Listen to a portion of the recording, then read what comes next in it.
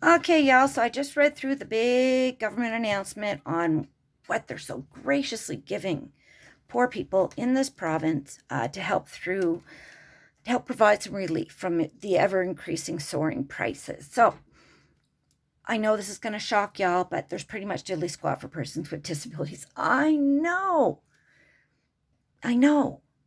but we're just so used to it. We're so good at living off nothing, I guess. So here are some of the things that they've told us. Are you ready? Are you ready? You're going to get a whopping $225, a one-time payment once. If your family is 450, and that is only if you are on social development. So people who are in social development, they're in the system. How that's going to affect persons who are on CPP disability and maybe earn, let's say, $840 a month on their CPP disability, or $865 a month, or even $1,000 a month, but are still living well below the deep poverty line. Are those people going to qualify? We don't know, but we're going to follow up and get the answer to that for you. We should know, I don't know, by 2028 at the rate things get answered to us. So we'll get the media to help there, and then maybe we'll get an answer. Let's see what else they're going to do.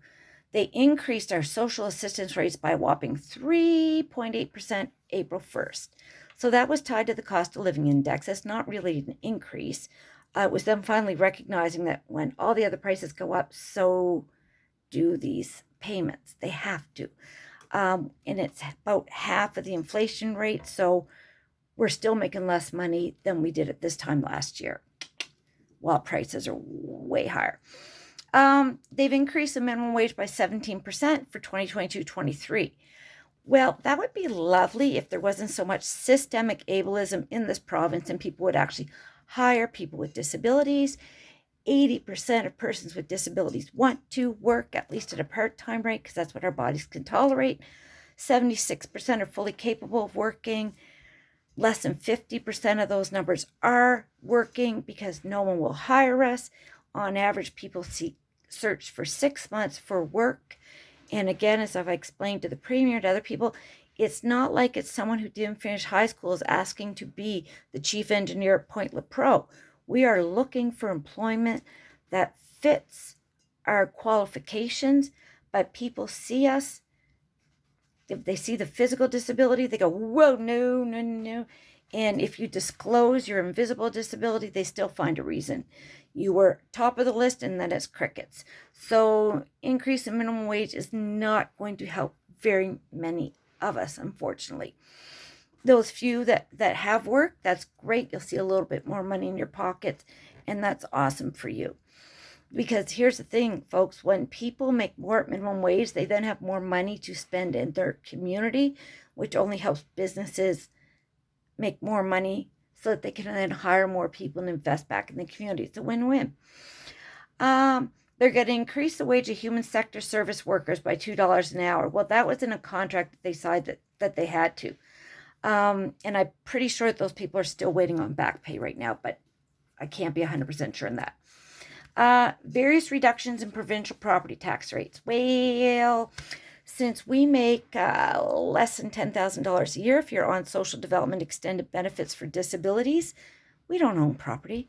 We cannot afford to buy a Monopoly board or Monopoly game and buy property on Monopoly, let alone real property.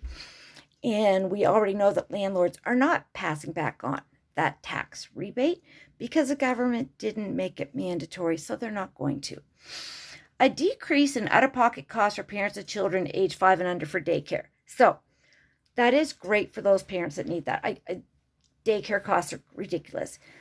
It is unfortunate that it did not continue on to about the age 12 for after-school care, because that affects not so much our group, our coalition, our members, because again, those of us who work, a good majority are part-time because it's what we can handle, and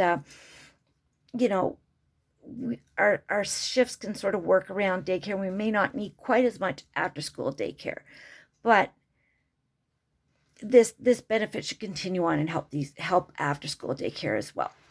A decrease of out-of-pocket, just read that one, a one-time rent cap of 3.8% retroactive, except landlords aren't adhering to this. They're still putting through rent caps.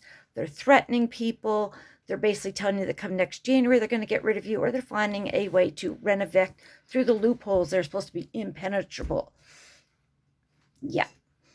And again, they're going to lower personal income taxes, but most of us don't make enough to even pay personal income tax. So whoop-de-doo. So, enjoy that 225.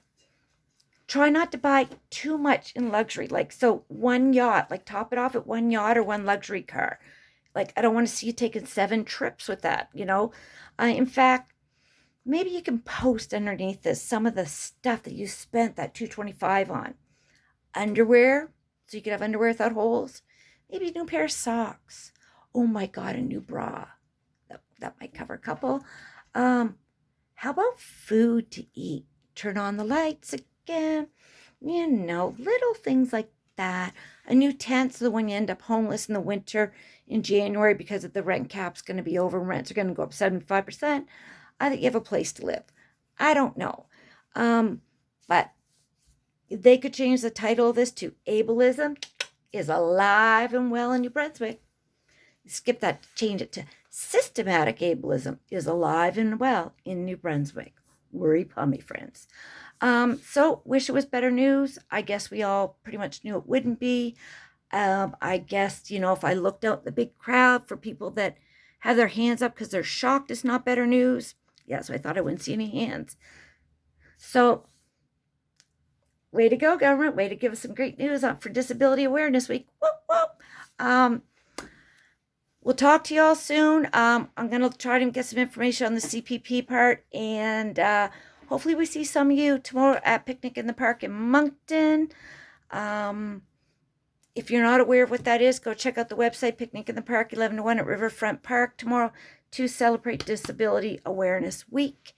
And Wayne Long, please, and Jenica Atwin, and some of our federal folks, please, please, please get the federal disability benefit passed so that people can survive this winter. Thank you, and have as good of a day as you can after this fantastic news once again.